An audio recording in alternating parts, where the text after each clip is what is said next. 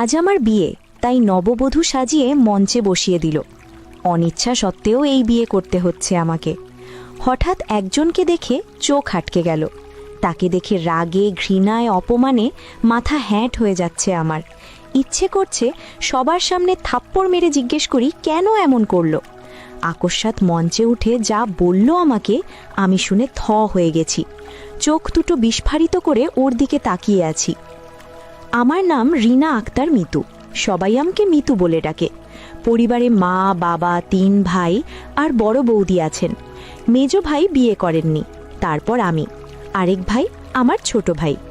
আমি দেখতে সুন্দরী হলেও তেমনটা না। আমার চেহারাটা গোল, দেখতে মোটামুটি ঠিক আছি। তবে আমার জ্যাঠাতো বোন সুমি আমার থেকেও অনেক সুন্দরী, দেখতে একদম রাজকন্যাদের মতো। আমরা দুজন সমবয়সী, তাই সব সময় জুটি বেঁধে থাকি। যেখানে যাই একসাথে যাই, রাতেও একসাথে ঘুমাই। সবাই বলে আমরা নাকি জোরের কবুতর। আমরা দুজন একই বিদ্যালয়ে পড়ি, দুজনে শ্রেণী 6-এ পড়ি। একদিন গৃহের সামনে পুকুরের ধারে দুজন দাঁড়িয়ে গল্প করছিলাম। হঠাৎ দুটো ছেলে পুকুরের ধারের পথ দিয়ে একে অপরকে দৌড়াচ্ছিল। সামনে যেজন তার হাতে কিছুই নেই, পিছনে যে আসছে তার হাতে মরিচের গুঁড়ো। যত সম্ভব সামনের জনকে মারার জন্য নিয়েছে। প্রথম ছেলেটা যেতে যেতে আমার জ্যাঠাত বোনের দিকে তাকিয়েছিল। মনে হচ্ছিল সব কিছু জরিপ করে নিল, কতটা সুন্দর সে। আমরা ওদের কাণ্ড দেখে মুচকি মুচকি হাসছিলাম। পরে জানতে পারি ওরা দুজন আপন ভাই। এভাবে কয়েকদিন চলে যায়। ছেলেটা কয়েকবার এসে সুমির ব্যাপারে সব খোঁজে নিয়ে যায়। ছেলেটার নাম করিম আহমেদ রনি, সবাই তাকে রনি বলে ডাকে। সুমির ব্যাপারে সব জেনে মাকে বলল। রহিমা বেগম সব শুনে বললেন, মেয়ে পছন্দ করেছিস ঠিক আছে, কিন্তু তুই এখন বিয়ে করতে পারবি না। রনি বলল, কেন মা, এই কথা কেন বলছো? রহিমা বেগম বলল, কারণ তোর বড় ভাই সজীব, ওর বিয়ে না হওয়া ছাড়া তুই কি করে বিয়ে করবি? রনি বলল, তা না হয় ঠিক আছে, কিন্তু কলমা করে তো রাখতে পারি। আমি বাহিরে থেকে আসার পরে না হয় বিয়ে হবে। রহিমা বেগম ছেলের কথাই রাজি হয়ে গেলেন। রহিমা বেগমের 3 ছেলে 3 মেয়ে। 3 ছেলে বিয়ে করেছে, বাকি আরও 3 ছেলে। মেয়েদেরও বিয়ে হয়ে গেছে। রনির কথা মতো সুমিকে দেখতে আসে। সুমিকে সাজিয়ে ওনাদের সামনে বসানো হলো, সাথে আমিও ছিলাম। জানি না হঠাৎ কি হলো, ছেলেপক্ষ সুমিকে পছন্দ না করে আমাকে পছন্দ করে, এমনকি ছেলেও আমাকে পছন্দ করে। ব্যাপারটা কেউই বুঝতে পারল না। এখন সুমির জায়গায় আমার বিয়ে ঠিক হয়ে গেল ছেলের সাথে। তাতে করে কারোরই আপত্তি ছিল না, কারণ ছেলেরা আমাকে এখন উঠিয়ে নেবে না, এসএসসির পর আমাকে উঠিয়ে নেবে। এসএসসি কমপ্লিট করতে আমার হাতে আরও 5 বছর সময় আছে। এই 5 বছর ছেলে কাতার থাকবে। সব কিছু ঠিকঠাক। আমাদের কলমা হলো। কলমা মানে হুজুর ডেকে বিয়ে পড়ানো, এটাকেই কলমা বলে। এই বিয়েতে কাজী আসে না।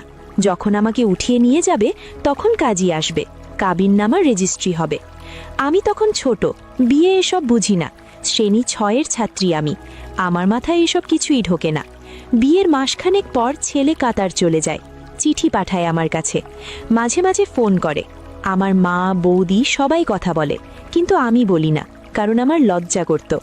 আমার শ্বশুর গৃহে ভালো কিছু রান্না হলে বা কোনো অনুষ্ঠান হলে আমাদের গৃহে পাঠায়, এমনকি আমাদেরকে দাওয়াত দেয়।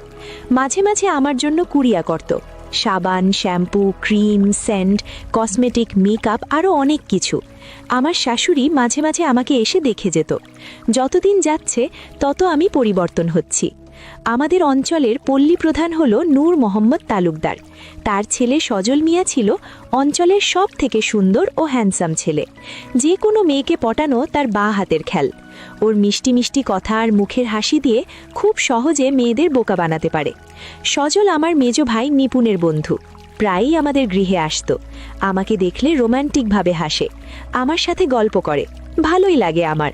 দিন দিন আমি সুন্দরী হয়ে উঠেছি। ছোট ছিলাম তাই হয়তো সুন্দরী মনে হতো না। এখন নিজেকে দেখলে মনে হয় না আমার বিয়ে হয়েছে। মাঝে মাঝে তো এটাও মনে করি, কিসের বিয়ে? ছোটকালের বিয়ে, কোনো বিয়ে হলো নাকি?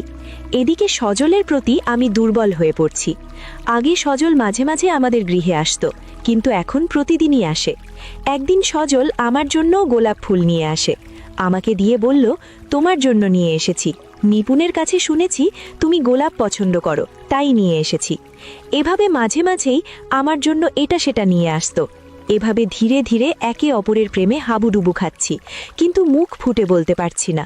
সজলকে দেখে আমি ভুলেই গেছি আমার বিয়ে হয়েছে। এমন একদিন সজল আমাকে বলল, অনেকদিন ধরে তোমাকে একটা কথা বলবো ভাবছি, কিন্তু বলে উঠতে পারছি না, ভয় হয় যদি তুমি কিছু মনে করো। আমি মনে মনে ভাবছি, কিছু মনে করব না, একটা না, তোমার মুখ থেকে 1000 কথা শোনার জন্য অপেক্ষা করে আছি। তুমি শুধু বলতে থাকো আর আমি শুনে যাই। আমি কিছু বলছি না দেখে সজল বলল, কি হলো, কি ভাবছো? মনে করে। আমি নিজেকে স্বাভাবিক করে বললাম, কিছু না। আপনি কি যেন বলবেন বলছেন, বলুন কি বলতে চান, আমি কিছু মনে করব না। সজল আমার চোখে চোখ রেখে বলল, তোমাকে আমার ভালো লাগে, তাই প্রতিদিন এভাবে ছুটে আসি তোমাকেই দেখার জন্য। একদিন তোমাকে না দেখলে রাতে ঘুম হয় না আমার, মনটা অস্থির হয়ে থাকে তোমার জন্য। তোমাকে এক ঝলক দেখলেই মনটা শান্তি পায়। সব সময় তোমার কথা মনে পড়ে, রাতে ঘুমোতে পারি না আমি। যতক্ষণ পর্যন্ত জেগে থাকি শুধু তোমার কথা ভাবি। এটাকে কি বলবো, ভালোবাসা? আমার মনে হয় আমি তোমাকে ভালোবেসে ফেলেছি, তাই তোমার জন্য এটা অস্থির অস্থির লাগে। আমার কথা বুঝতে পারছো আমি কি বলতে চাইছি? সজলের কথা শুনে চোখ বড় বড় করে তাকিয়ে আছি ওর দিকে।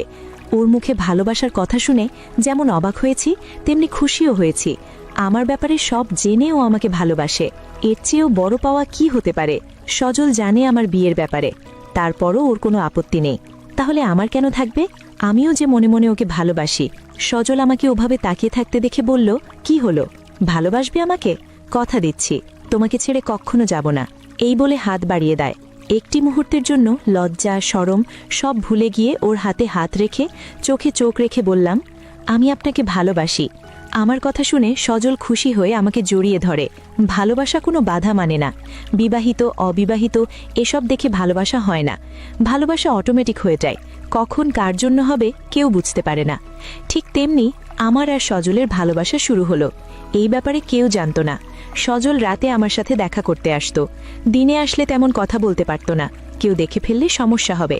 তাই একদিন রাতে সজলের সাথে কথা বলছি আমাদের গৃহের পিছনে, হঠাৎ মালা দেখে ফেলে। তিনি আড়ালে না থেকে একদম আমাদের সামনে এসে দাঁড়ায়। মালাকে দেখে ভূত দেখার মতো ভয় পেয়ে যাই। আমরা দুজন অপরাধীর মতো মাথা নিচু করে দাঁড়িয়ে আছি। মালা বলল, কি ব্যাপার, তোমরা দুজন এখানে কি করছো? সজলকে বলল, তুমি এত রাতে এখানে কি করছো? ব্যাপার কি, কেউ দেখে ফেললে কি ভাববে বলো তো? সজল মালাকে সব খুলে বলে। মালা শুনে ব্যাপারটা ভালোভাবে নিলেন না। তিনি বললেন, তোমরা কাজটা ভালো করছো না। মিতুর অলরেডি বিয়ে হয়ে গেছে। বিয়ের পর মিতু তোমার সাথে প্রেম করছে, এইসব যদি জানাজানি হয় তাহলে মান সম্মান থাকবে? এমনিতেও 2 বছর পর ছেলে আসছে, মিতুকে উঠিয়ে নিয়ে যাবে। এটা শুনে সজল বলল, মালা এমন করে বলবেন না, মিতুকে আমি সত্যি ভালোবাসি। সামনে কি হবে সেটা পরে দেখা যাবে, তবে আপনি এসব ব্যাপারে কাউকে কিছু বলবেন না প্লিজ। মালা, আমার অনুরোধ রাখুন। মালা অনেকক্ষণ চিন্তা করে বলল, ঠিক আছে, কাউকে বলবো না, কিন্তু তোমরা এভাবে দেখা করলে যে কোনো সময় ধরা পড়ে যাবে। আজ আমি দেখেছি, কাল হয়তো অন্য কেউ দেখে ফেলবে। সজল বলল, আপনি যখন সব জানেন তাহলে আজ থেকে আপনি ব্যবস্থা করে দেবেন।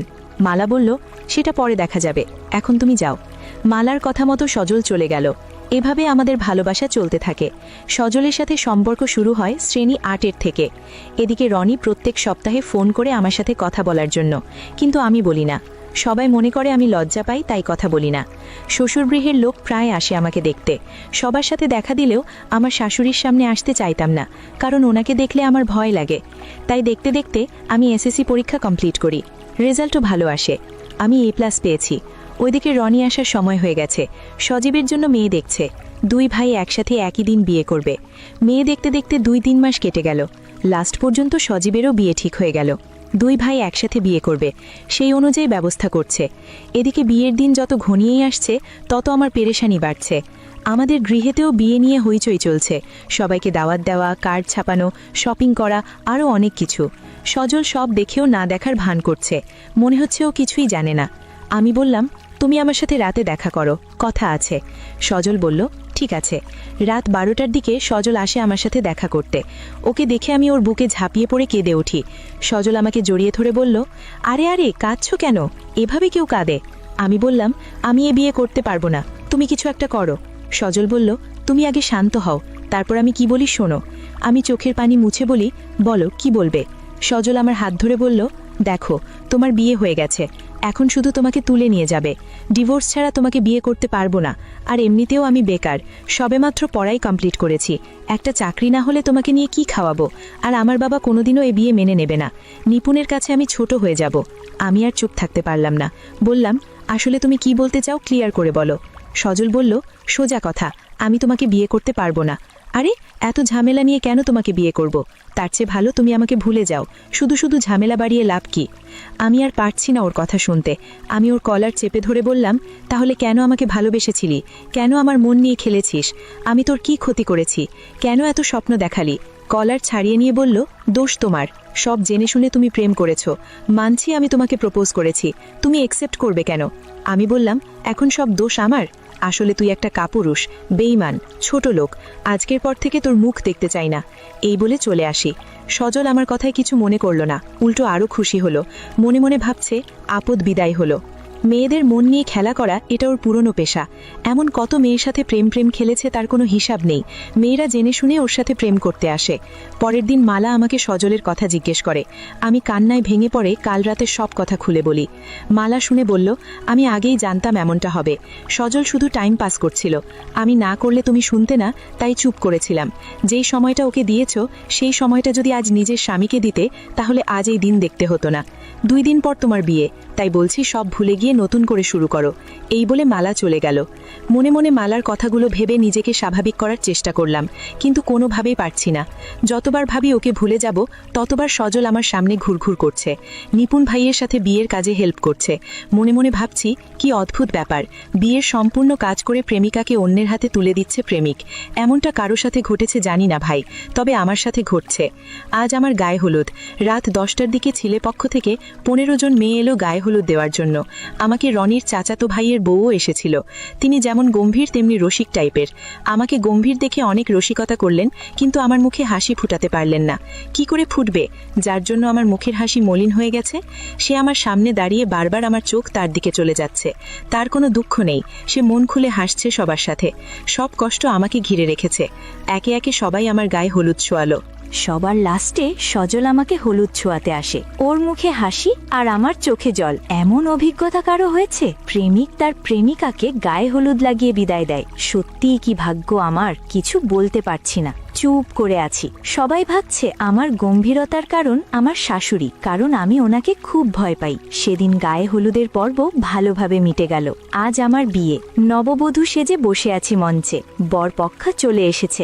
একে একে মেহমান সব খেয়ে বেরিয়ে যাচ্ছে। হঠাৎ সজল মঞ্চে উঠে আমার কানে কানে বলল, নববধূর সাজে তোমাকে খুব সুন্দর লাগছে। আজ তোমাকে একটা সত্যি কথা বলি, এতদিন তোমার সাথে টাইম পাস করেছি আমি, তা না হলে জেনে শুনে কেউ বিবাহিতা মেয়ের সাথে প্রেম করে না। সত্যি তুমি বোকা। কোনো অবিবাহিত ছেলে বিবাহিত মেয়ের সাথে প্রেম করে না। তুমি ভাবলে কি করে তোমাকে আমি বিয়ে করব?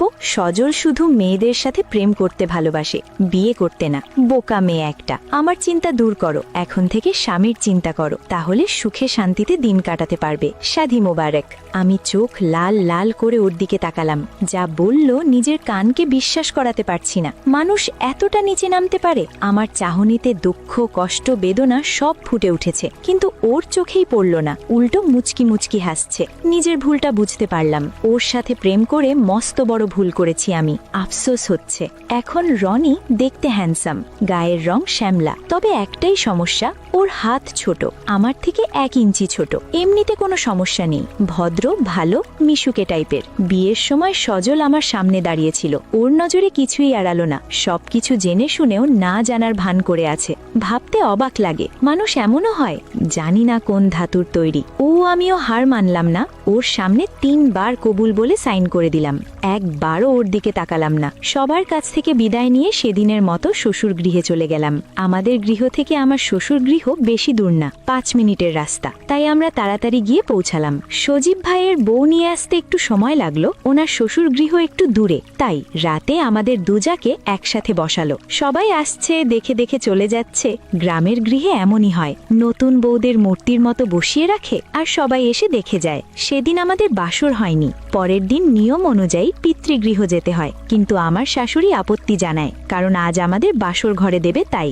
সেই অনুযায়ী আজ আমাদের বাসর রাত। আমার যা কাকলি সে মনে মনে এক্সাইটেড, কিন্তু আমি মনে মনে ভয় পাচ্ছি কি করে কি করব। এমনিতেও মনের ওপর দিয়ে এই দুদিন কম ঝড় যায়নি। মনে মনে নিজেকে প্রস্তুত করতে থাকি, সবাই পারবে, আমি কেন পারবো না। আমার সাথে কিছু হয়নি এটা ভেবে কনফিডেন্স বাড়াতে থাকি। রাতে যথারীতি আমাদের বাসর ঘরে দেওয়া হলো। জানি না আমার যা কি করছে, আমি তো ভয়ে চুপসে আছি। রনি ঘরে প্রবেশ করে দরজা লাগিয়ে দিল। আমার সামনে এসে বসেছে, তবে কিছু বলছে না। আমি নেমে এসে ওকে সালাম করে দুধের গ্লাসটা হাতে দিলাম। রনি দুধের গ্লাসটা হাতে নিয়ে আবার টেবিলে রেখে দিল। আমি উঠে গিয়ে খাটে বসলাম। দুজনেই চুপচাপ, কেউ কোনো কথা বলছে না। কিছুক্ষণ পর রনি বলল, আমি জানি তুমি মনে মনে নার্ভাস ফিল করছো, এটাই স্বাভাবিক। একটা কথা বলি, মাইন্ড করো না। আমি তোমার সব ব্যাপারে নজর রেখেছি। আমি এটাও জানি তুমি সজলকে ভালোবাসো। তোমার সাথে বিয়ে হওয়ার পরেরও তুমি অন্য একটা ছেলের সাথে রিলেশনে ছিলে। আমি কিন্তু কষ্ট পেয়েছি। চাইলে এই বিয়েটা ভেঙে দিতে পারতাম, কিন্তু আমি এমনটা করিনি, শুধু তোমার মুখের দিকে তাকিয়ে। সজল তোমার সাথে টাইম পাস করেছে, তবে আমি না। আমি তোমাকে সত্যি ভালোবেসেছি। আমি ইচ্ছে করলে ব্যাপারটা সবার সামনে তুলে ধরতে পারতাম, কিন্তু তোমার মান সম্মানের কথা চিন্তা করে এমনটা করিনি। বয়সের দোষ, সবাই এরকম একটু একটু করে, এটা ভেবে মনকে বুঝ দিয়েছি। এখন তুমি আমার স্ত্রী, আশা করব সামনে এমন ভুল কখনো করবে না। এই বলে রনি চুপ হয়ে গেল। আমি নিজের ভুলটা বুঝতে পেরে ছুটে এসে রনির পা জড়িয়ে ধরে বলি, আমার ভুল হয়ে গেছে, আমাকে আপনি মাফ করে দিন। আর কখনো এমন ভুল করব না। রনি আমাকে উঠিয়ে চোখের পানি মুছে দিয়ে বলল, মাফ করে দিয়েছি তোমাকে, কান্না বন্ধ করো। এই রাতে কেউ কান্না করে পাগলি? এই রাতে শুধু একে অপরকে ভালোবেসে কাটিয়ে দেওয়ার রাত। এখন তো তুমি আমার স্ত্রী। আমি জানতে চাই, আমার অধিকার আছে তোমাকে বুকে নিয়ে ভালোবাসার। আমি মুখে কিছু বললাম না, শুধু উপর নিচ মাথা নেড়ে সম্মতি জানাই ওকে। আমিও নতুন করে বাঁচতে চাই ওর সাথে। আমার সব অপরাধ মাফ করে দিয়ে যে আমাকে আপন করে নিয়েছে, তাকে আপন করতে আমার বাধা কোথায়? আমরা একে অপরকে জড়িয়ে ধরি পরম তৃপ্তিতে। সারা রাত ভালোবাসায় ভেসে যাই। রনি আমাকে খুব ভালোবাসে। শুরু হলো আমাদের সুখের সংসার। বর্তমান আমাদের 1 মেয়ে 2 ছেলে। আপনারা কি ভাবছেন আমার? আরে আমার না, যাদের কাহিনী শুনছেন তাদের। এটা একটা বাস্তব ঘটনা। যাদের ঘটনা আমি আপনাদেরকে শোনালাম তারা আর কেউ নয়, আমার দুঃসম্পর্কের আত্মীয়। আমার মামা মামি হয়। তাদের বিয়েতে আমি উপস্থিত ছিলাম। শুধু তা না, মামির জন্য প্রায় ওনাদের গৃহে খাবার নিয়ে যেতাম। সজল, সেও আমার মামা হয়। সজলের অনেক প্রেম কাহিনী আছে, শুনতে চাইলে কমেন্টে জানাবেন। গল্পটি কেমন লাগলো সেটাও কমেন্টে জানাবেন। আজকের গল্প এখানে সমাপ্ত। আশা করি গল্পটি আপনাদের ভালো লাগবে। যদি ভালো লাগে তাহলে লাইক, কমেন্ট এবং সাবস্ক্রাইব করে আমাদের সাথে থাকুন। সবাই ভালো থাকবেন। আল্লাহ হাফেজ।